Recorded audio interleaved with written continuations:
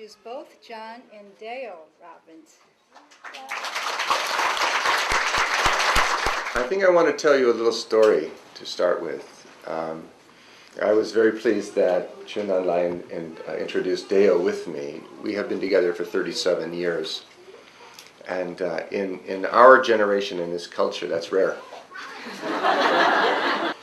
And we have a son, Ocean. I think maybe some of you have met him. He is 29.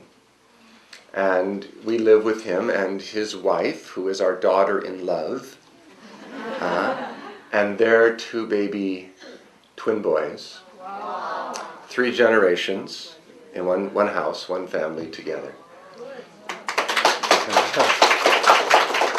And I want to tell you a story that happened a few years ago when Ocean was 10. Maybe he was 11, I think he was 10. And this is what happened. We were living in a small home, and we had a problem with fruit flies.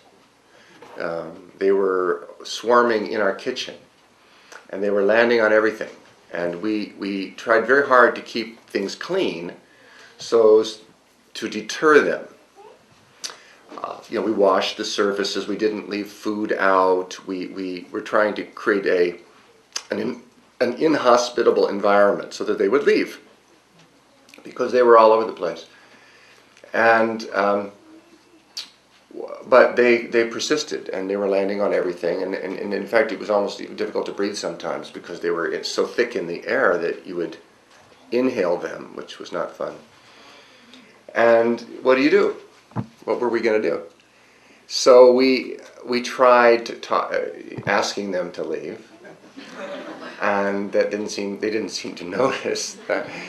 And finally, I mean, we're non-violent people, but at a certain point, I was thinking, do we have to get a fly swatter here? Do we have to do something? Because there were so many of them. And Ocean said, no. He said, before you think fly swatter, let me try. So I didn't even know what he was talking about, but here's what he did. He wrote them a letter. Dear fruit flies. And he said, first thing I want is to bless you and extend my love to you and all your ancestors and all your descendants to come, all future generations of fruit flies, and to wish you happy and peaceful lives, flourishing and fulfillment. And he said, and I also want to tell you that this is our house, and we live here and we pay rent, and you don't. And we eat the food here, and you are also eating our food. And that's a problem for us, because we can eat only certain foods, and those are the ones we have. But outside, there are many foods you can eat that we cannot. There is a compost pile outside, full of rotting things and horse manure that from a local place, and it's full of things you can eat that we cannot. So would you please eat there and not here? And we would really like you to leave. We love you and we respect you and we bless you, and we want you to leave our house. And we really mean this. And he said, if you don't leave by tomorrow, then my parents have purchased a fly swatter. And I believe that they would actually use it. So I'm pleading with you to please leave now. And I wish you all the most juiciest dung piles in the world for you and your children and their children. And then he wrote this note, and then he read it out loud in the kitchen, just in case, as he put it, a few of the little ones might not be able to read. And then he taped it to the wall with an arrow pointing to the window. Put it on the wall next to the window with an arrow pointing to the window, and left the window open for the night, and said, this is where we would like you to leave out through this window. And we went to bed in our bedrooms. And we came back the next morning, and when we woke up, came into the kitchen, there was not a single fruit fly in the kitchen. This is true. This is what happened. And the reason I'm telling you this story is beautiful, but also it speaks to what happens when we raise children with reverence for life. What happens when we teach our children from the very beginning, in the womb, even before the womb in a sense, in their spiritual connection with them, to respect all beings. And that we have life because we are part of the greater life. Not in isolation, but along with. And so our power to heal, our power to live beautiful and successful and extraordinary lives, stems from our connection with, our rooting in, and our sourcing in the greater life. And what happened with Ocean is that he was raised always to think this way, and he always has felt this way.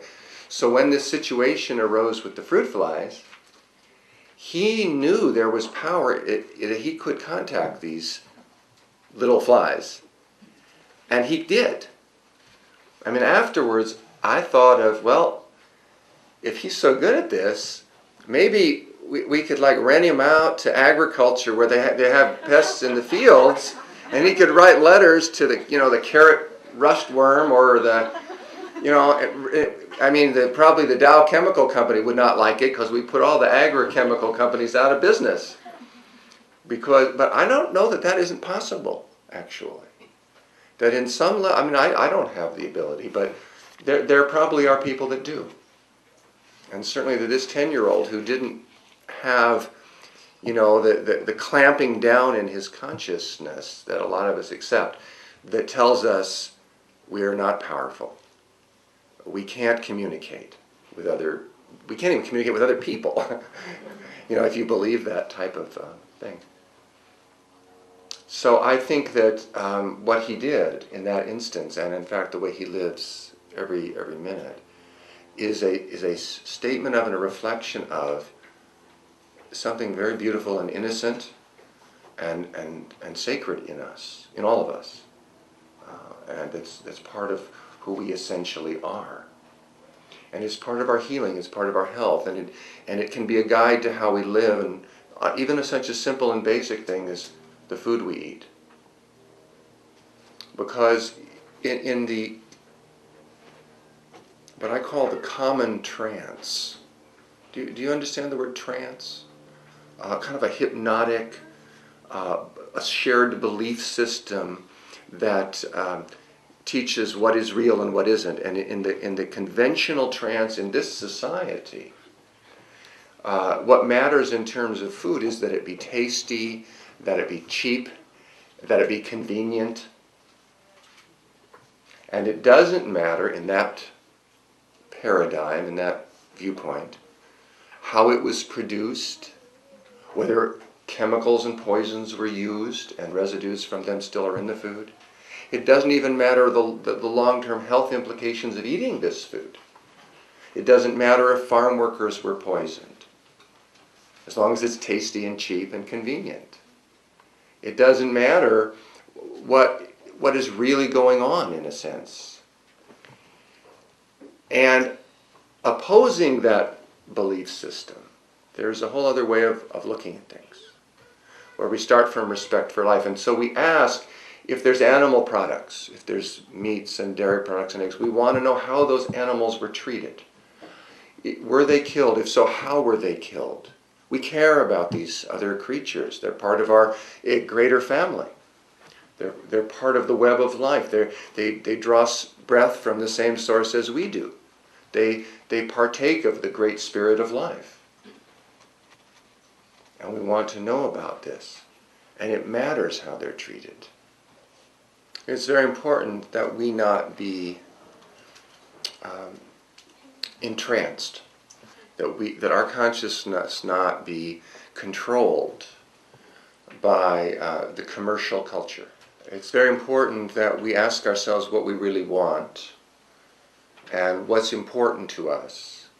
so that the choices we make in terms of what we eat be consistent with our values and our truth. The food that is good for our bodies, that give us health, that give us strength, that help us to live long and happy lives, are also the same foods that are kindest to other animals, most compassionate, and are also the same foods that are the most earth-friendly. Now, in this country, we are starting to genetically engineer foods,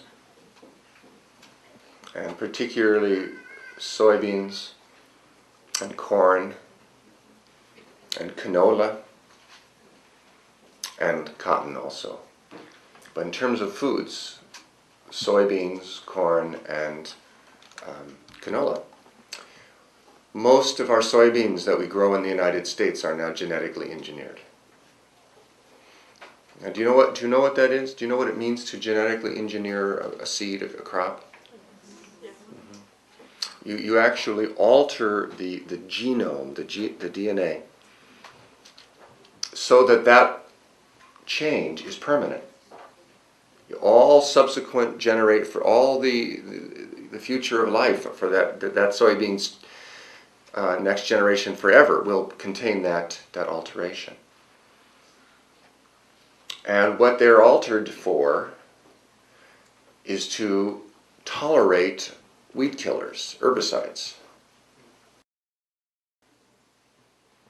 They are ready, which means you can spray the fields growing the soybeans or the canola with this poison, herbicide, weed killer, and the plants won't be much affected. They will be able to tolerate it and continue to grow, and that will kill all the weeds. It's just a fancy way of killing weeds. And I've always wondered, why are we killing weeds in the first place? Why don't we grow crops in a way that's in harmony with the ecosystem? That can be done. There are forms of agriculture, organic for the most part, that don't require us to poison the earth and kill, and don't come from that whole orientation. And there are ways to do that, but increasingly the commercial agriculture in this country, which is exported to the rest of the world, is using the techniques of genetic engineering to enable it to be more efficient in killing plants and animals. So I would like to make this into a discussion, and I will answer questions and talk. Twins baby. How are the twin babies? Cute. They were born very, very prematurely. This is a very difficult beginning. An infant normally, of course, takes 9 months pregnancy. They were born shortly after 6 months. Very serious. They were born only weighing about 2 pounds and unable to breathe, unable to swallow, unable to suck, quite frankly, unable to live. But through a great deal of medical intervention, they survived and are now absolutely adorable, and it's still a little bit challenged in some ways because, there's no the womb is a precious, sacred environment. It's a holy environment, and an incubator in a hospital intensive care unit hardly replaces. It can provide some of the life support realities, necessities, but from any kind of emotional or spiritual point of view, it's a very far cry from the mother's body. So we are now providing these little boys all the comfort, the support that they didn't get because they spent almost 2 months in the hospital when they were first born. And we made a vow that when they came home from the hospital, that we would keep them because they've been so isolated in the hospital. That we made a vow that we would, and there were two of them, that they would be in contact with our skin 24 hours a day for at least 1 year. And we kept that vow. They slept on us, we held them all the time, 24 hours a day for 1 year, so as to restore the bonding, the contact, and from their point of view, that life is trustworthy, that it is a safe place to be here on earth in a body, because honestly, in the hospital, that was not their experience. So we've been, and we still to this day, we hold them a lot, not 24 hours a day, but close.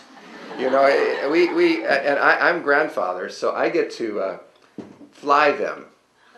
I hold them and we go flying. And we go flying all around all the rooms of the house and up the hills, and it always ends with them kerplunk onto the bed. Plop. And they love that the best. And then they come running over and they look at me and they want to go flying again. Thank you for asking.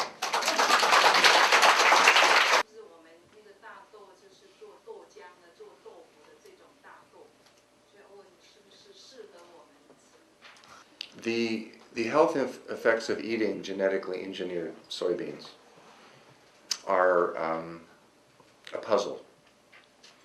They're not known for sure. The U.S. government has not required a single human feeding study using these foods before allowing them to be commercially produced. There has been no studies on what happens to people who eat them.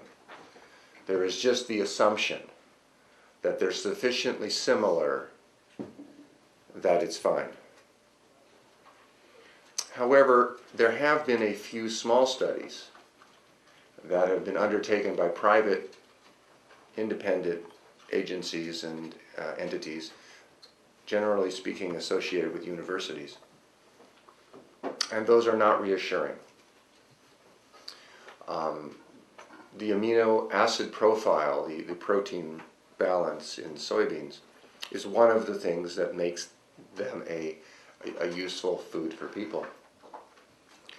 There is evidence that genetically engineered soybeans, Roundup Ready soybeans, are deficient in some of the amino acids that are necessary for life. There are also indications that genetically engineered soybeans are more likely to produce allergenic effects. In other words, it is more likely for a person to have a food allergy response or reaction to genetically engineered soybeans than to conventional soybeans. So for these reasons and others, it is best if you're going to eat soy products or make soy products or tofu or soy milk or all the many wonderful soy products that exist, tempeh, and you know as well as I, many that there are. If you can get them or make them from organically grown soybeans, not only are you avoiding the pesticides and the synthetic fertilizers that are used in non-organic agriculture, but also you're avoiding the dangers of genetically engineered foods, which is another reason today, with the widespread use of genetically engineered technologies in agriculture, it's even more important today that we buy and use and grow organically as much as possible. Genetically modified food.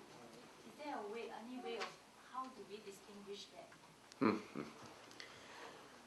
The problem is that there's not labeling, and there's a number of us who are working very hard to try to, so that the government would require that foods that are grown with genetic engineering, that are, say so, labeled. A recent poll said that 93% of the American public would like genetically engineered food to be labeled. Now actually, in this country, it's very hard to get that high a percentage of the people to agree on anything.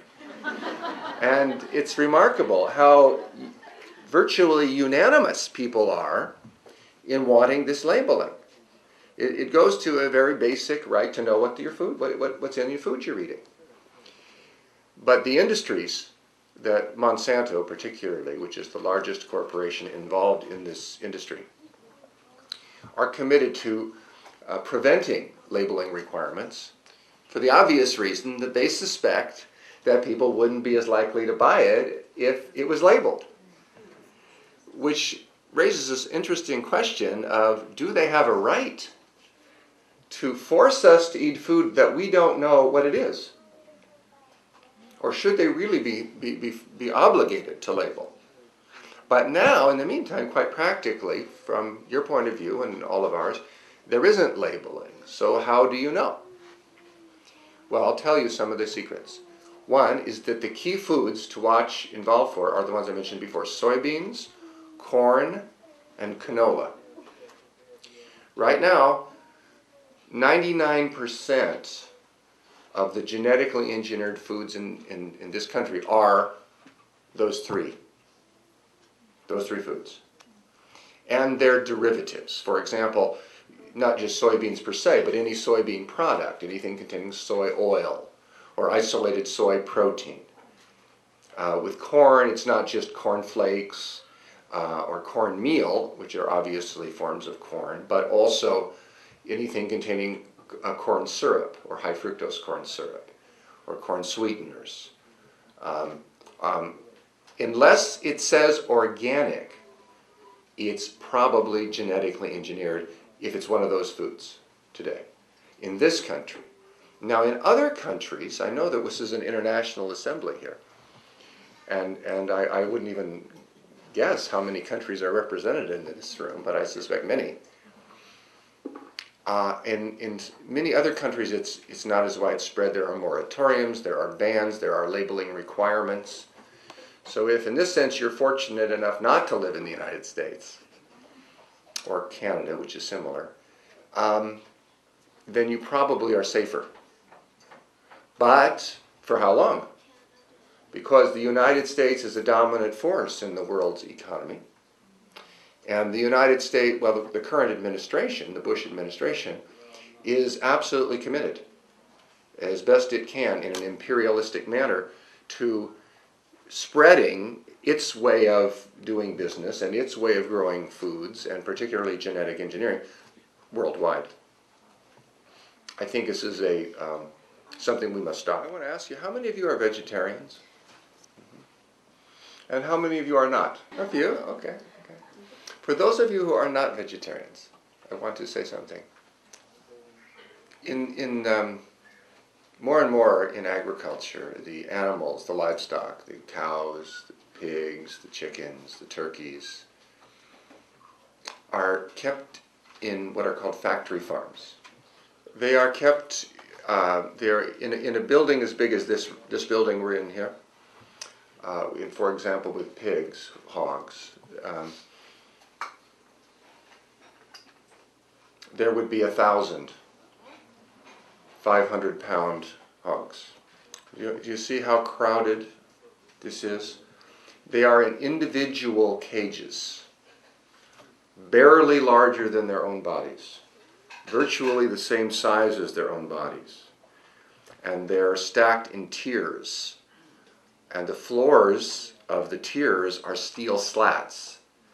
So the excrement from the animals in the middle and the upper tiers drops through the slats onto the heads of the ones below. They cannot take a single step in their entire lives. This is very, very, very cruel.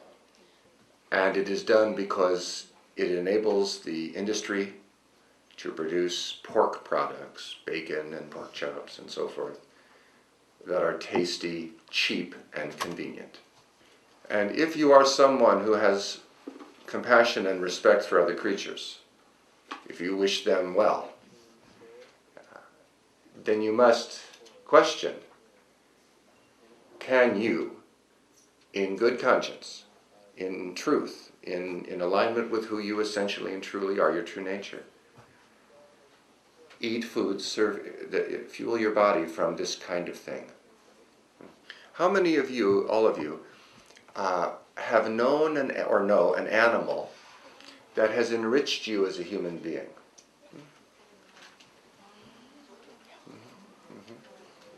You know, I'm talking about a relationship with an animal that's important to you.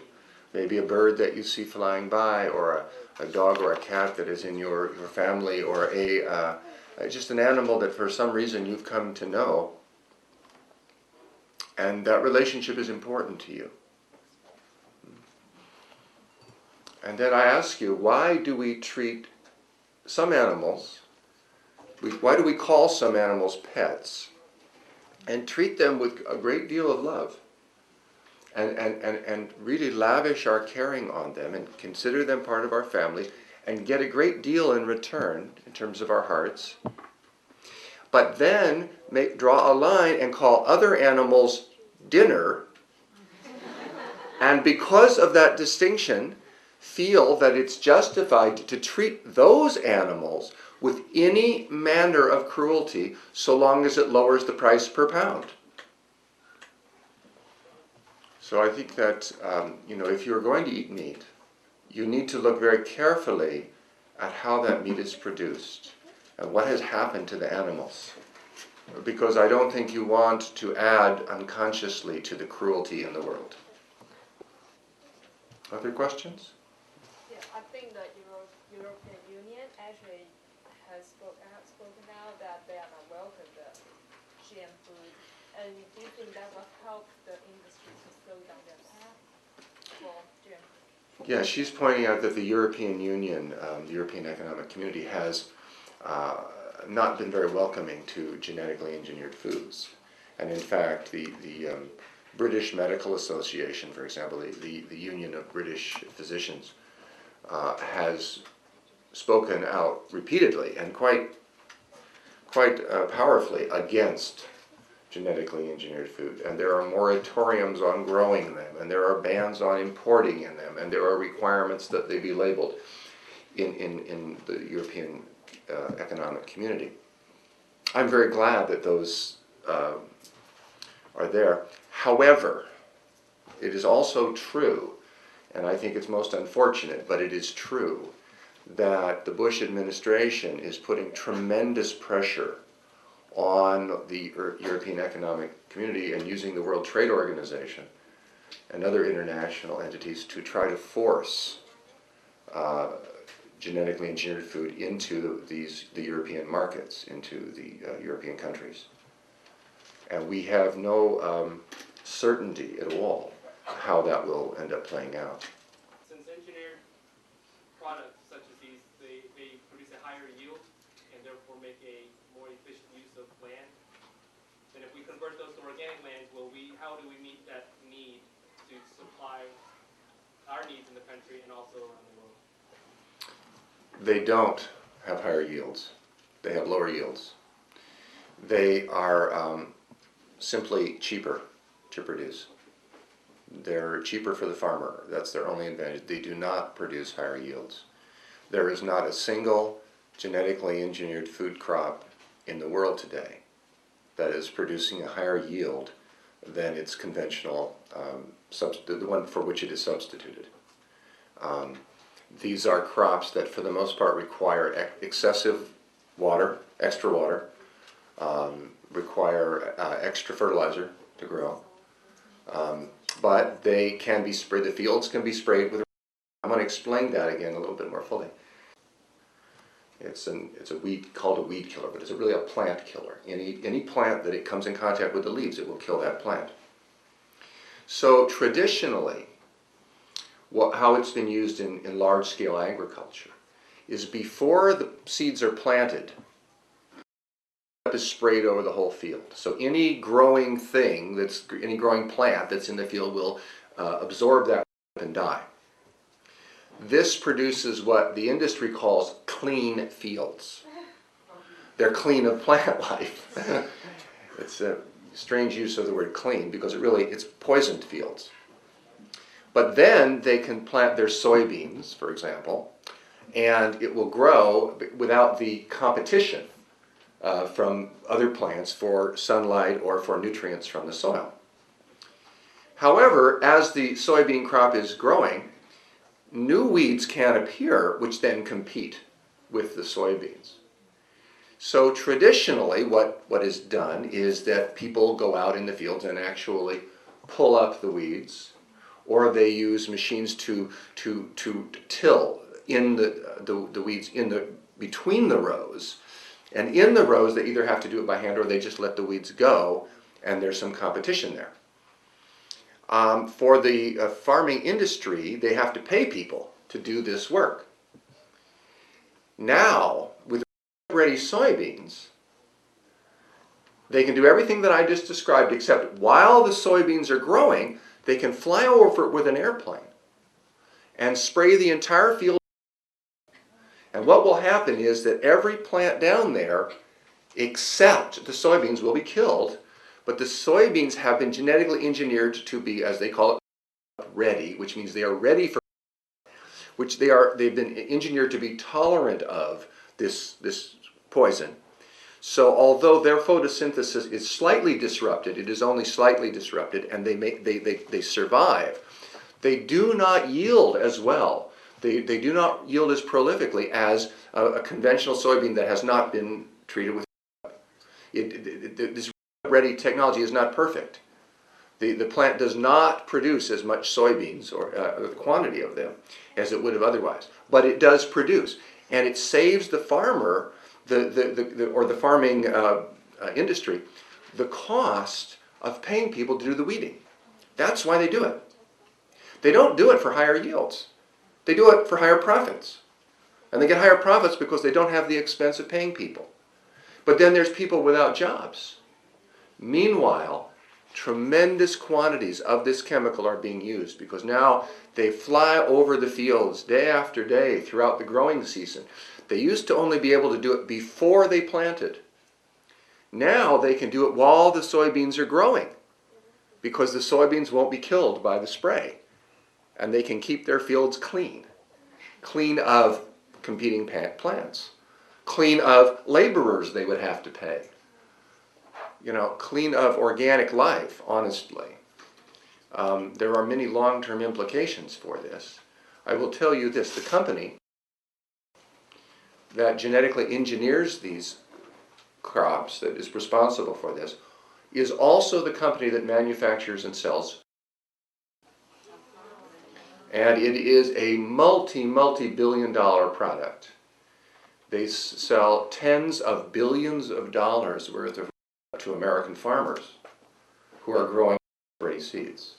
That's why they do it. They do not do it for higher yields. The myth, you're certainly far from alone in believing that these things produce higher yields, because that's what the marketing says, the advertisements. There are millions of people in the world who are, particularly children, who are suffering from diseases caused by a lack of vitamin A in what is called the third world, where the resource-poor countries, financially poor countries, often there's a tremendous amount of suffering from children whose diets are deficient in vitamin A.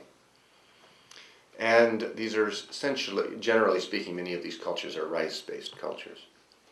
So there has been the development of so-called golden rice, a genetically engineered rice that contains vitamin A. The idea being that this would be a food that, if it was grown as the staple, the rice for people in these areas, the children would get some vitamin A, and we would reduce this suffering and the blindness that does come from the vitamin A deficiency in children. This is a very nice concept. And the companies that developed golden rice have made a big deal out of it. Furthermore, there are some problems with golden rice, some very serious problems. As of yet, it can only be grown under extremely controlled conditions. It requires a tremendous amount of fertilizer, which is expensive. It requires a tremendous amount of irrigation water, which is the very things that are not present in the areas which are most poor, where the problem that they're trying to solve is such a problem. Furthermore, even if you could get past all those difficulties, a 7-year-old child would have to eat 35 cups of cooked rice a day to get their minimum daily requirement of vitamin A from the golden rice. So an awful lot of hype, you know the word hype? Has been made out of golden rice.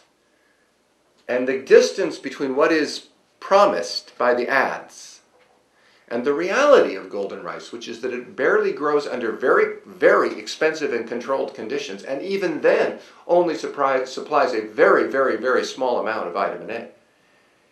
This gap, this discrepancy between the image, the hype on the one hand, and the reality on the other, reflects something that's very serious, which is that these industries are out for profit. They're not out to help people. I wish it were otherwise. I don't think we can trust them. They are after the profit of their own shareholders and their CEOs and executives. That is what is determining their decisions. They will tell the public that it increases yields, that here we have golden rice to eliminate or reduce blindness in the third world. They will tout all this as if it were the answer to humanity's prayers. But again, that's hype. We must look at what is the reality.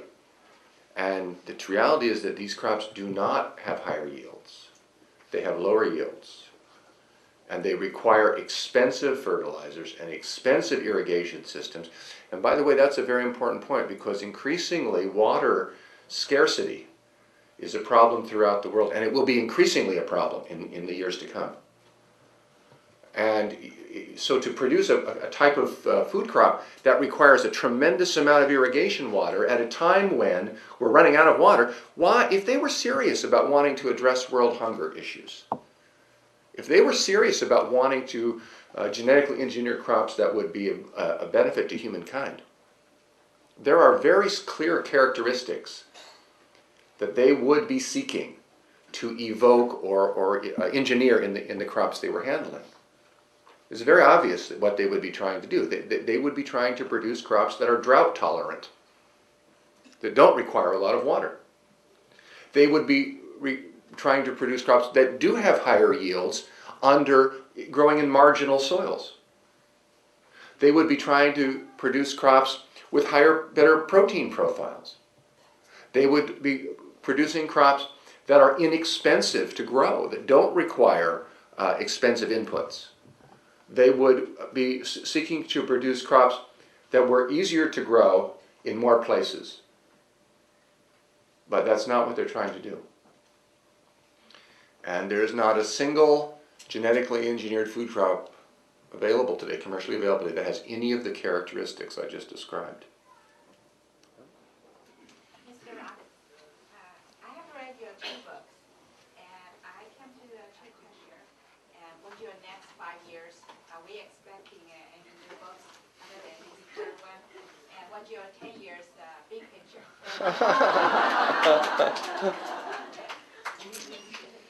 Well, those were 2 very different questions. So have I been bothered by organizations? Yes. Well, the National Cattlemen's Association, the National Pork Producers Association, the National Broiler Poultry Industry Group Association, they all would just as soon I was dead. I mean, they have tried to discredit me and marginalize me, and they've not always been successful though in doing that. And I'll tell you one story about something that occurred. I have to give you some background. Some of you may know this, but my father and my uncle founded an ice cream company, Baskin Robbins, 31 flavors. You laugh. You know, very successful company, billion-dollar company. It was the world's largest ice cream company a few years ago. And my dad and uncle owned it. And I'm an only son. I don't have brothers. And my father trained me to succeed him and run the business. And inherited it. Billion-dollar company. But I didn't feel that was what I wanted to do with my life. I had a very deep sense of inner guidance that this was not what life wanted of me. This was not what my spirit wanted for me. That this was, although it was what my father wanted for me, but it was not what I wanted. So I walked away from all of it, and I made a choice for integrity, and I said that I didn't want any of his money. And it was a lot of it, and I didn't take any of it. I never have in my adult life. And so the press has made a lot of this story. They've talked about it a lot in this country.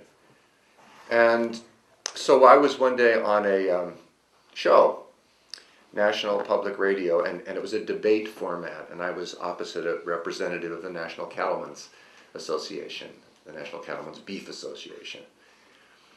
And it was kind of a debate, kind of a, the kind of thing you're talking about, and he was trying to discredit me.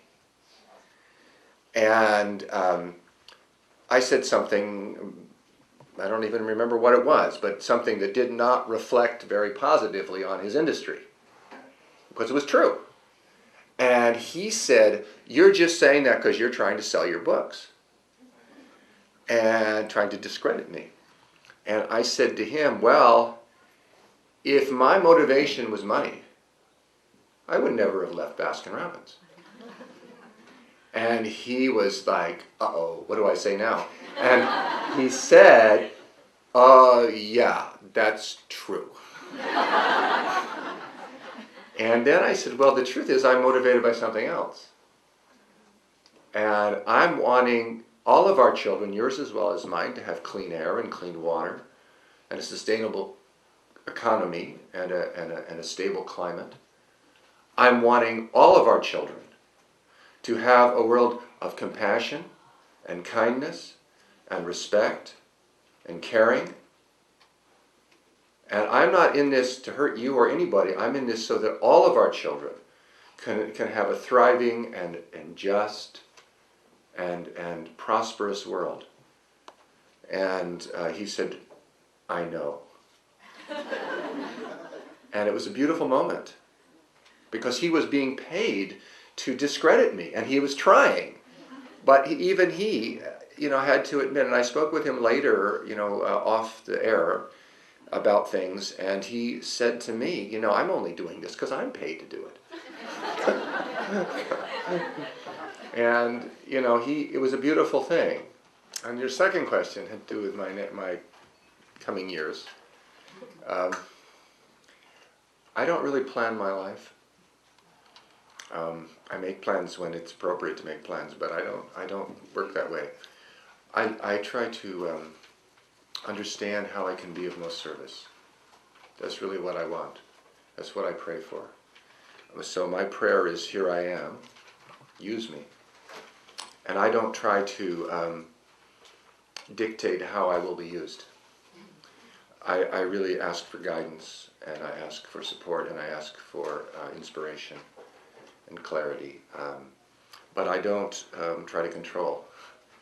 So we will see what Spirit has in store for me. But all I know is that it will be loving, and it will be of the way that I can best be used. This is kind of an unusual approach, I realize, but it is how I work.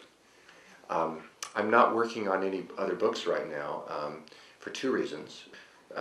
Two of them are my grandbabies, because they're full-time job.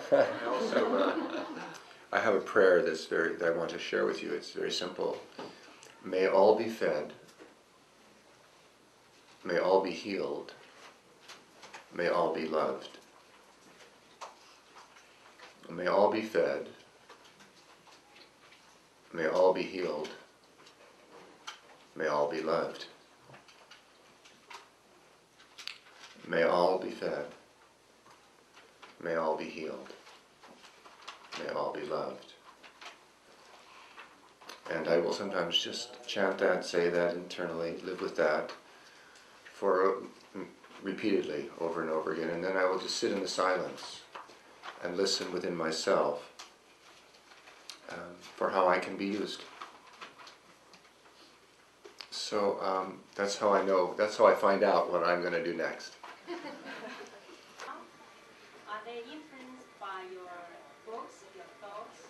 No, my parents do not support me, no. they do not understand.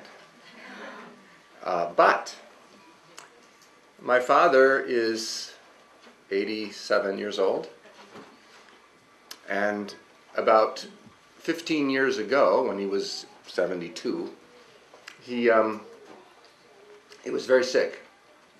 Diabetes, high blood pressure, heart attack, very overweight.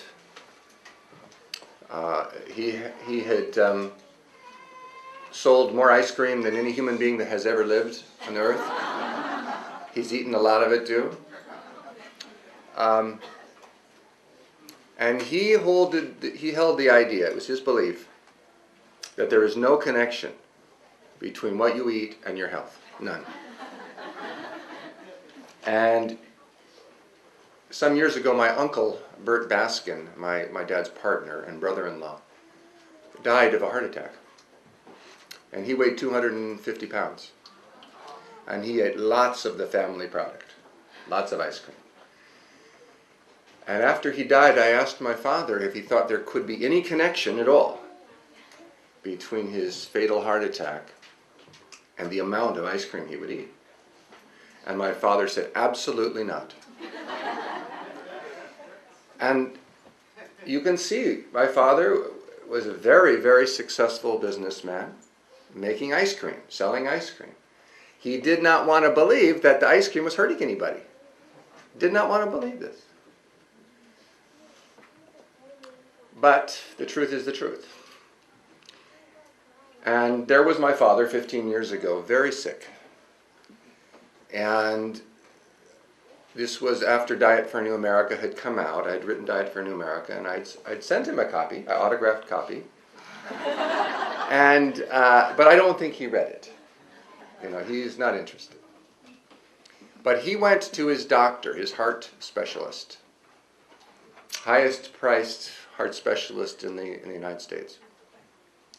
And the doctor told him that he was very sick, and that the best Western medicine could do was try to juggle his medications and make his few remaining years a little more comfortable. But, said the doctor, if you're really serious about getting better and are willing to make real changes in the way you live, there's a book you should read. And he handed him a copy of Diet for a New America. Now, the amazing thing is the doctor did not know that there was a relationship between the John Robbins who had written the book and the Irvin Robbins, his patient, his famous and very wealthy patient. He didn't know that. And my father did not tell him. He just took the book and didn't say anything. Now, he already had a copy of the book. I had sent him one. But he took it home. But you see, now because the doctor had recommended it, he began to read it. And he made changes in the way he ate. Small ones at first, just little bits. Less bacon for breakfast. And then and then more changes and more changes and more changes. And as he made them, his health improved dramatically, hugely. His cholesterol levels went from 260 to 160. His diabetes went into remission. He'd been having to take insulin, and he was now in remission. His diabetes was so bad they were talking about amputating a foot or even a leg. His eyesight was going. But all of that came back. He did not become a total vegetarian, but he stopped eating ice cream, which for him is an amazing thing. And he stopped eating other dairy products, which is amazing. And he experienced extremely dramatic improvements in his own health. So he was forced to conclude that there was something to what I was saying. And he is proud of me now. He still has a hard time with the fact that I am his only son and I walked away from his life work. This was very hard for him. He was angry at me, and it was probably underneath the anger was a lot of pain, but he didn't get to that. He was stuck at the level of the anger. And so, he does not support me in any way, but I don't need that, and I don't ask that. And in fact, it's very interesting. My father is very, very, very wealthy, and he is always surrounded by people who he pays to do what he wants. He said to me once, because you remember, I walked away from the money. I've never accepted any from him. So he said to me one day, he said, "What bothers me about you is you don't seem to have a price."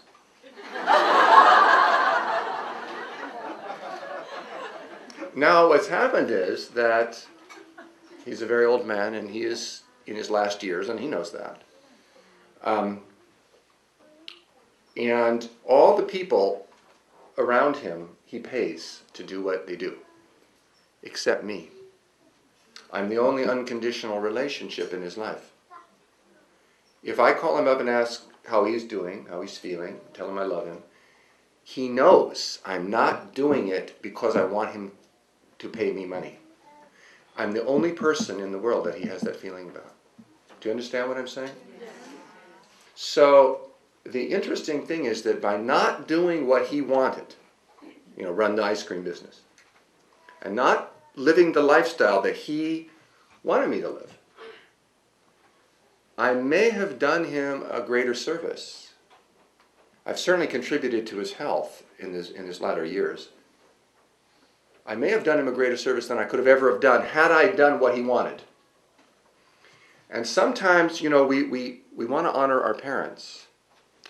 But there are times when we must honor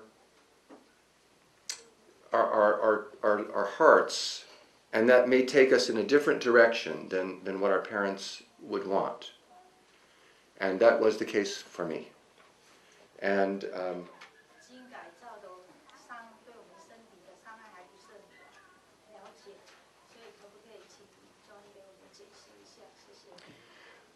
GMO cotton, there are several different varieties of GMO cotton, but they're all, the net effect is that there's more pesticides used and more herbicides used, more poisons in the soil. And that means that the farm workers, that means that the farming communities, that means that the water and tables, the water supplies are all that much more poisoned. And that means that the wildlife is poisoned, and the implications of the use of agricultural chemicals are very, very profound. So if we can shift our cotton, which we don't eat, but we wear it, if we can shift that to organic, then we stop poisoning the environment in a very major way. The amount of poisons that are used on cotton crops are very high. Because it is not a food crop, the restrictions on the use of poisons and the limit on the amounts that we have on food crops do not apply for cotton, because the idea is people aren't going to eat it, so you can poison it all you want. The interesting thing, by the way, is we do use cottonseed oil in some of our food crops. And those are, of course, from the conventionally grown, the GMO cotton, and the poisonous chemicals are in there. So I never eat anything that contains cottonseed oil, ever, because I know how it's grown. They don't have even any limitations on how much poisons can be used. Also, there are other fabrics as well, other materials that, as well as organic cotton is good, but there are some hemp products. There are other forms of natural fibers that are coming to be used now. And also, I think we should look at our clothing and say, how much clothes do we need? Because there's a saying, live simply so others might simply live. And in America, in this country, we don't believe in that. We believe in consumption. The more consumption, the better. In fact, we define success in terms, the more successful you are, it means the more money you have, it means the more you can consume, which is the more injury you can inflict on the planet. Whereas to me, success is very different. Real success, what is real success to you? To me, it has to do with love. And it has to do with the kind of people that we are becoming. and how we treat our children and the kind of world we're leaving for them. So to me, organic cotton is very good. I try and get myself, when I buy clothes, I don't buy very many clothes though, honestly. I reuse the ones I have. I think it's very important that we, see, what we're learning to do is that we look at a product, and instead of just saying, what is the cost, and do I like it? It's, how did it get here? What's its story? What's the background? How is it produced? Who's helped? Who's suffered in the production of it? Is it friendly to the earth? Is it friendly to other cultures? Is it friendly to the people of our world? And when we bring our consumption patterns, our buying choices, our food, our clothing, our transportation, all the forms, the things that we do, into alignment with who we really are, with what we love, what the kind of world we want to create, then I think we have a new kind of power. And then we attract to ourselves new situations, and we build a different world. In this society, as a rule, the word success it means the person who makes the most much money. When we say a person is a success, we usually mean they've made a lot of money. That's the way we use the word. But I don't think that's true, This person can make a lot of money and be an idiot, We've seen that. I mean, you know what I'm saying? But so we need to redefine the word success so that we own it, we claim it, we use it the way we want to use it for that's consistent and that's connected to why we're on earth, why we're here, what gives us life. Well, by example, by how we live. I think we need smaller houses and bigger hearts.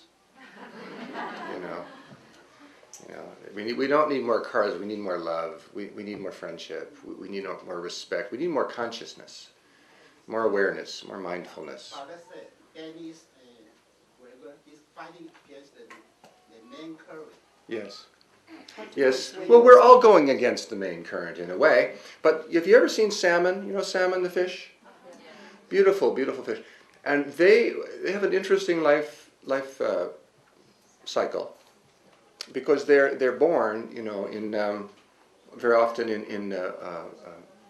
at the tops of rivers, and then they spend a little while, and then they go down the river into the ocean, and they spend several years in the ocean, and they get bigger and bigger and bigger. They go from fresh water to salt water. Then they go back, and they have an instinct to go right to their place of spawning, where they were in effect born. And it means going back into fresh water and traveling upstream. That's the amazing thing. Swimming against the current and going hundreds of miles against the current. This is a tremendous thing to do. It's very hard to swim against the current. It's pulling you the other way. So they're flapping their little tails and they're wiggling their way and making progress even though the water's going the other direction. Because they're guided. They have a very deep instinct to return home. And they do that against the stream, against the mainstream of. And see, that's what we're doing. We're going home. And we're guided by an instinct that is within us. And we're just a school of salmon here. Big school of fish. Flipping our tails. And and every time it's Om Mani Padme Hum. It's that we're flipping our tail. You see? And it propels us. It propels us in the direction. And the culture is saying, buy this, buy that, buy this, buy that. The culture is full of billboards and ads saying, you need this and you need this and you need all sorts of things you don't need. And telling you you're nobody unless you own these things and buy these things. And making people feel very alienated and very inadequate and very confused. All of it's ridiculous because we have to just go home. And as we do that, we create an energy around ourselves, a presence. We bring something into the world, into our families, into the markets that we shop in, into our places of business, and into all of our relations, and in our relationships to our ancestors and those yet to come. We bring something of truth, of who we really are. And we can be guided by the teachings. but it is up to us to discover how to live them, how to get home. But just like the salmon who go upstream, to me they're kind of my mentors. They're my models. Because I've seen them. I've been in rivers where the water is rushing down, and whole schools, I mean many, thousands of these beautiful orange fish are making their way up the river against the current. And I think how strong they are. And I realize that's a reflection of how strong we are. How strong we are when we contact that strength to go home. And to be at home with ourselves and each other. And be at home in this world with love. Because it needs us. The light is never so much needed as in times of darkness.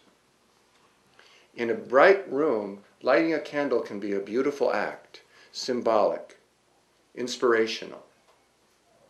In a dark room, lighting a candle can be the difference between life and death. It can you can find the way out, or find what you need without that candle you would not be able to. In a dark room, the candle has greater meaning in a way than in a light room, although it's beautiful in either case. So we live in a time when the mainstream current is not very spiritual. It's not very conscious. It's pretty consumer-oriented. It's pretty imperialistic. It's dominating. It's alienating. It's confusing. It's stupid. But there's a wisdom in us. And I believe that the whole point of this week, the healing power that we seek and that we're finding together, lies in the truth of our natures. We discover it as we come home.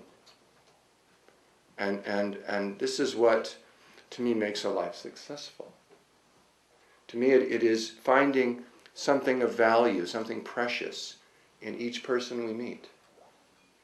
It's realizing that each moment comes but once, and that each moment is precious. And so for that reason, what I wish to say to you now as I close my speaking here, is I want to thank you for your precious time. I want to thank you for your precious attention. I want to thank you for your precious listening. I really do want to thank you for that.